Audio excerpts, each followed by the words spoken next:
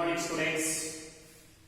Now coming to some important objective points regarding C3 cycle or Kelvin cycle. Students, this is C3 cycle. In C3 cycle, primary CO2 acceptor. Okay. Primary CO2 acceptor in C3 cycle is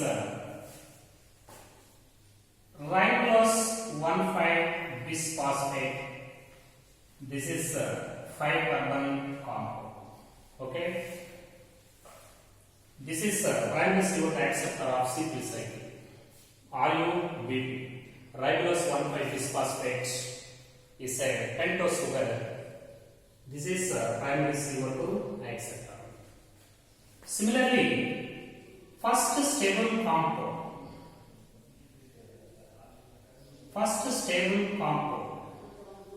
This is 3PGA. This is 3-carbon compound. Anyhow, in C3 cycle, primary CO2 acceptor of C3 cycle is one of the 5-carbon pentose sugar, ribulose 1,5-bisphosphate. And first stable compound of C3 cycle is one of the 3-carbon compound. This is 3-phosphoglyceric acid. But what is the carbon ratio present in primary CO2 acceptor and first stable compound of Kelvin cycle? 5:3. Okay, 5:3. Now coming to another point. Why this pathway is named as C3 cycle? Depending upon the number of carbons present in first stable compound of C3 cycle, it was named as C3 cycle. How many carbons are present in the first stable compound of this cycle? 3 carbons. So that entire process is called C3 cycle. Why this is named as Kelvin cycle? It was discovered by Melvin Kelvin and also awarded Nobel Prize. So that it was named as Kelvin cycle. Here CO2 is reduced into carbohydrates. So that this pathway is also called photosynthetic carbon reduction. Photosynthetic carbon reduction, PCR cycle. Okay. Now coming to another point. Type of reactions. Okay. Reactions. Type of reactions. In entire Kelvin cycle, how many carboxylation reactions are there? Carboxylation reactions means the reaction in which CO2 is accepted, in which the CO2 is fixed. Such reaction is called carboxylation. This is carboxylation. What is carboxylating enzyme of Kelvin cycle? Rubisco. What is full form of Rubisco? Ribulose 1,5-bisphosphate carboxylase oxygenase. So, carboxylations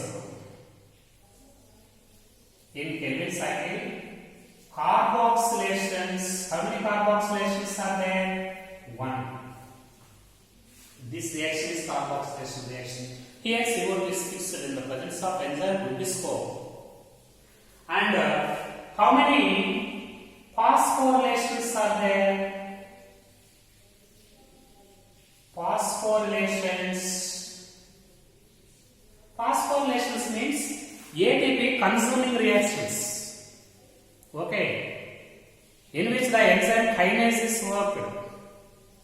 ATP consumed reactions. This is ATP consuming reaction. Okay. Here ATP are used in the presence of enzyme kinase.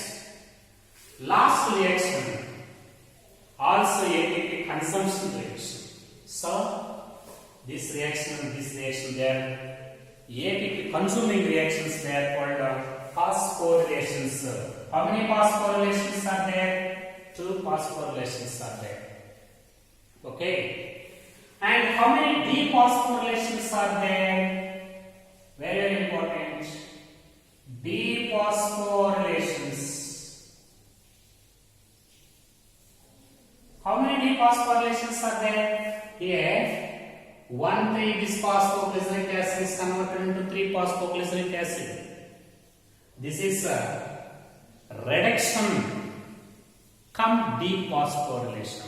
Is a reduction cum dephosphorylation. This is one dephosphorylation. Second dephosphorylation. One phosphate is eliminated from the substrate. Second dephosphorylation. Third dephosphorylation. There are total 3 dephosphorylations in a Kelvin cycle. 3 dephosphorylations. Okay?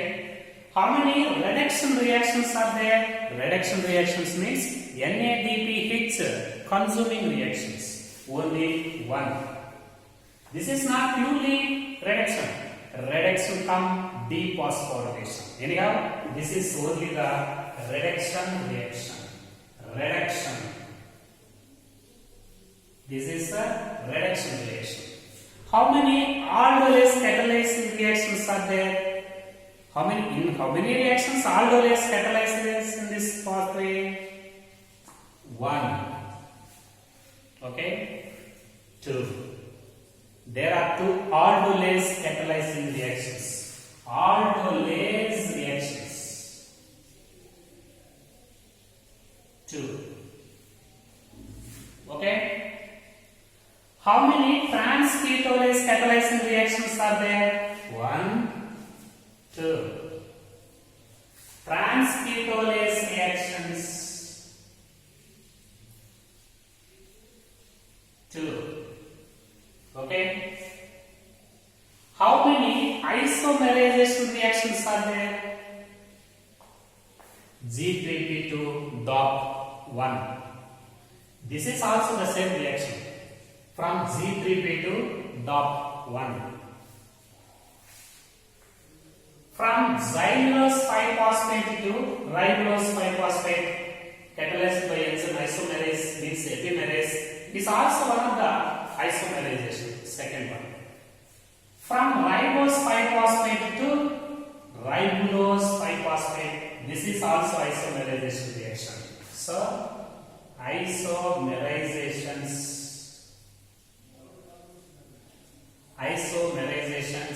3. Total, this is the nature of reactions. This is the nature of reactions. Okay? Very, very important.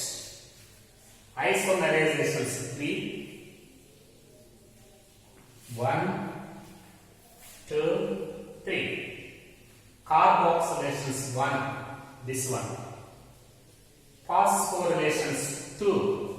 This one and last one. Dephosphorylations 3. This one, second one, third one. Reductions only 1. Aldolase reactions 2. Trans-ketolase reactions 2. Okay? That is the nature of reactions in a Kelvin cycle. Okay? Now coming to carbon number of intermediate compounds of Kelvin cycle. Carbon number. Okay, now coming to very, very important carbon number. Okay. In Kelvin cycle, there are some 3 carbon compounds, 4 carbon compounds, 5, 6, 7 carbon compounds in Kelvin cycle. Least carbon number in intermediates of this Kelvin cycle is 3. Highest carbon number of this Kelvin cycle is 7. Okay. Now coming to least to highest. Okay. 3 carbon numbers. 3-phosphoglyceric acid, 1,3-bisphosphoglyceric acid, G3P and dihydroxyacetyl phosphate. There are total 4 3-carbon compounds. For 1 3-PGA, 1 3-bis-PGA, okay, G3P dihydroxyacetone phosphate. Total 4. Okay, 1, 2, 3, 4. There are total 4 3-carbon compounds in this Kelvin cycle. One is 3-PGA, second one is 1,3-bis-PGA, third one is G3P, and fourth one is dihydroxyacetone phosphate. Now coming to 4-carbon compounds. Only one 4-carbon compound is present in entire Kelvin cycle. That is erythrose 4-phosphate. This is tetrose sugar.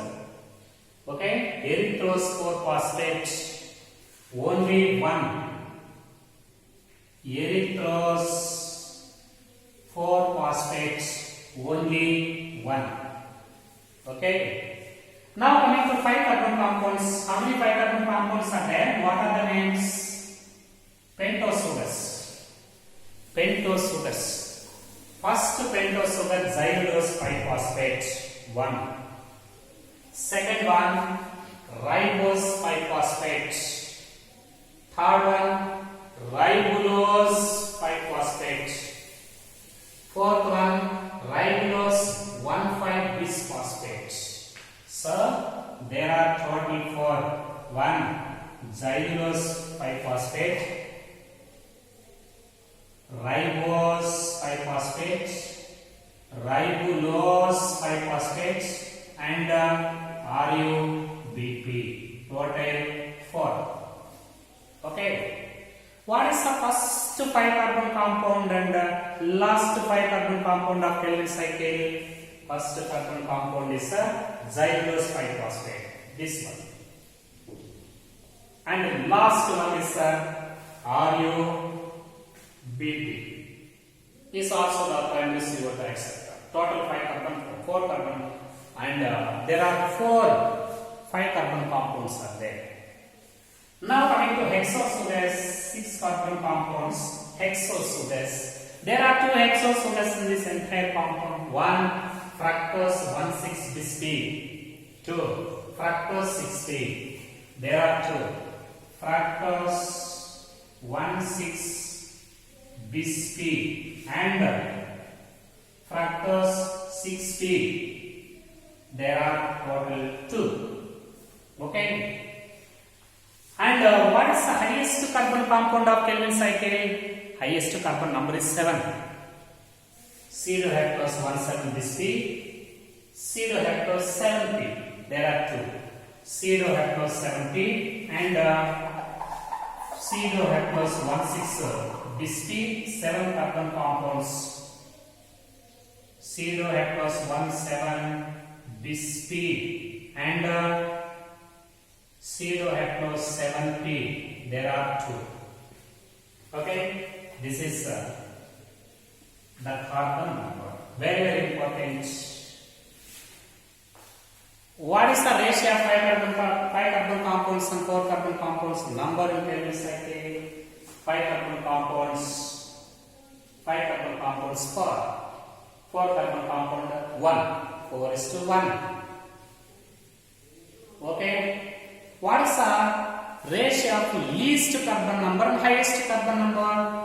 Least 3, highest, least 3, highest 7. 3:7. Okay. Now coming to another point, very important point. There are 2 trans-ketolase reactions. Okay. There are 2 trans-ketolase reactions.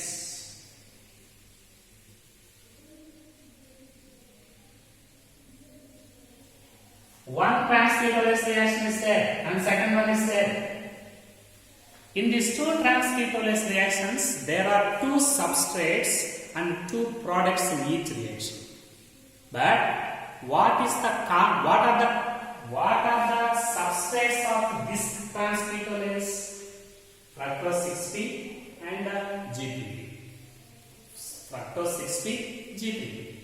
And what are the substrates of second trans-ketolase? G3P and this is 7 haplos, pseudohaplos 7 phosphate.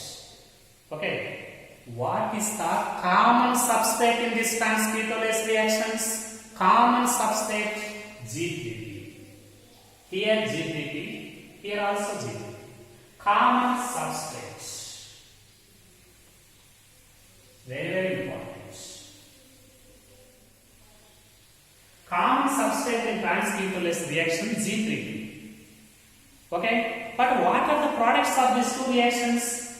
In first reaction, product is erythrose 4P, xylulose 5P. In second reaction, xylulose 5P, ribose 5P. What is the common product of these two trans-ketolase reactions? Xylulose 5P. Common products. Common products is xylulose 5P. Very important. There are two trans-ketolase reactions. In these two trans-ketolase reactions, the common substrate is G3P and the common product is xylulose 5-phosphate. What is the ratio of the carbons present in common substrate and common product of trans-ketolase reactions? Common substrate and common product. Common substrate is G3P, 3 carbon compound. Common product is xylulose 5P, 5 carbon compound. 3 is to 5. 3 is to 5. So this is 3 carbon compound and this is 5 carbon compound. 3 is to 5. Now coming to another point, very important. How many G3P molecules are entering to cytosol for glucose synthesis? When 3 molecules of CO2 is accepted, 1 molecule, 1/6, that is 1 molecule. But how many G3P molecules are required to synthesize 1 molecule of glucose? 2. Because G3P molecules are trioses, 3 carbon compounds, but the glucose is hexosugar. 3 carbon compounds they are combined to form 1 hexosugar, that is glucose. For example, 3 molecules of CO2 is accepted in carboxylation. How many G3P molecules are formed? Total 6. But how many G3P molecules are available for glucose synthesis in cytosol? Only 1. What about remaining 5 molecules of G3P? They are consumed in regeneration of RUBP. But here 1 glucose molecule requires 2 molecules of G3P. To export 2 molecules of G3P, okay, 6 molecules of CO2 must be accepted by RUBP in carboxylation. When 6 molecules of CO2 is accepted by RUBP in carboxylation, 12 G3P molecules are formed. 1/6 means 2 G3P molecules are exported into cytosol and will form 1 molecule of glucose. Remaining 10 G3P molecules they are consumed in the regeneration of RUBP. So 1/6 molecules of G3P consumed in a synthesis of glucose. 5/6 molecules of G3P are consumed in a regeneration of RUBP to continue the Kernel cycle, to continue the synthesis of glucose in photosynthesis. Okay, now coming to one point. For example, 6 molecules of G3P, 3 molecules of CO2 is accepted in carboxylation. How many erythrose 4-phosphate molecules are formed and how many xylulose 5-phosphate molecules are formed? 3 molecules. For example, 1 carbon by 3 molecules. 1 erythrose 4-phosphate molecule, 2 xylulose 5-phosphate molecules. 1:2. Okay? Synthesis of 1 glucose molecule, it requires how many CO2 molecules in carboxylation? 6. In the synthesis of 1 molecule of glucose, how many erythrose 4-phosphates and xylulose 5-phosphate molecules are formed? 2 erythrose 4-phosphate molecules and 4 xylulose 5-phosphate molecules. 1:2 ratio. Okay? For example, in 1 carbon of Kernel cycle by 3 CO2 molecules, how many ATP molecules and how many NADH2 molecules are required? For example, when 3 CO2 molecules are accepted in carboxylation, 6 ATP molecules are consumed in a first reaction of reduction, and 3 ATP molecules are required in the last reaction of regeneration of RUBP. 9 ATP molecules are required to fix 3 molecules of CO2. What about NADH2? 6 NADH2 are required for 1 turn. For 1 glucose molecule, 12 NADH2 are formed. So, every fixation of CO2 molecules, it requires how many ATP molecules and how many NADPH molecules? 3 CO2, 9 ATP. 1 CO2, 3 ATP. 3 CO2, 6 NADPH. 1 CO2, 2 NADH2. Okay. To fix 1 CO2 molecule, fixation of 1 CO2 molecules, it requires 3 ATP molecules plus 2 NADPH. Okay. To fix 1 molecule of CO2, 2 ATP molecules are required in a reduction phase and 1 molecule of ATP required in a regeneration phase. To fix 1 molecule of CO2 in Kelvin cycle, it requires 3 ATP molecules and 2 NADPH2 molecules.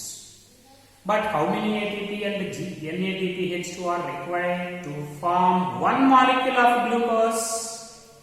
Okay, very important. To fix 1 molecule of CO2, 3 ATP and 2 NADH2 are required. But how many CO2 molecules are required for 1 glucose molecule? 6 CO2 molecules are required. 6 into 3, 18 ATP molecules. 6 into 2, 12 NADH2 molecules are required for 1 glucose molecule. For 1 glucose. Okay? For 1 glucose, 18 ATP plus 12 NADPH, they are required. Very important. 1 molecule of CO2 fixation requires 3 ATP molecules, 2 NADPH2 molecules. But 1 molecule of glucose, it requires 6 CO2 molecules. So, 6 into 3, 18 ATP molecules, and 6 into 2, 12 NADPH molecules are required. Very important. How many ATP molecules and how many NADPH molecules are required to fix 1 molecule of CO2, 1 molecule of glucose in Kelvin cycle? How many ATP and NADPH2 are required for synthesis of 1 glucose molecule through Kelvin cycle? 18 ATP molecules and 12 NADPH molecules are required. How many ATP molecules and NADPH2 molecules are required to fix 1 molecule of CO2? 3 ATP molecules and 2 NADPH molecules. Okay? Very important. Okay? What is the ratio of ATP required in a reduction phase and regeneration phase in Kelvin cycle for 1 glucose molecule? For 1 glucose molecule, here 12 ATP molecules, 6 ATP molecules. 12 is to 6, 2 is to 1. Okay, 2 is to 1. Every glucose molecule requires 18 ATP. Among these 18 ATP, 12 ATP molecules are required in a reduction phase. 3 and 6 ATP molecules are required in a regeneration phase. 12 plus 6, 18 ATP molecules are required for 1 glucose synthesis and 12 NADPH molecules are required for 1 glucose molecule.